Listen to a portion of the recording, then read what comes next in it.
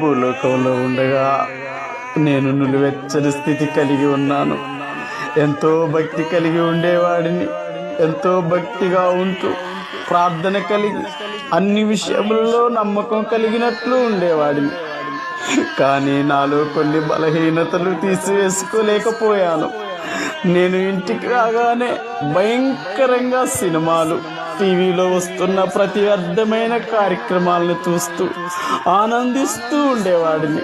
అంతేకాదు, వ్యభిచారంతో కూడిన సినిమాలు చూస్తూ ఆనందపడేవాడిని. అంతేకాదు, నేను భయంకరంగా త్రాగుబోతుగా ఉండేవాడిని. ఎన్నడూ కూడా దేవుణ్ణి జ్ఞాపకం చేసుకునేవాడిని కాదు. ప్రతి ఆదివారం మందిరమునికి వెళ్ళేవాడిని. దేవసేవకులు చెప్పే వాక్యమును వింటూ ఉండేవాడిని. చర్చి ముగించుకొని ఇంటికి వచ్చి మరలా టీవీ పెట్టి అసభ్యకరమైన వాటిని చూసేవాడిని. చర్చికి వెళ్ళి వాక్యమును విన్నా కూడా నా చెడు ఆలోచనలు మారేవి కావు. అనుకోకుండా నాకు భయంకరమైన వ్యాధి కలిగించబడింది. ఆ వ్యాధితో కృషించి ఉన్న దేవుని వాక్యం వినక ఆ వ్యాధిలో ఉన్నప్పుడు కూడా ఇంట్లోనే సినిమాలు చూస్తూ ఉండేవాడిని.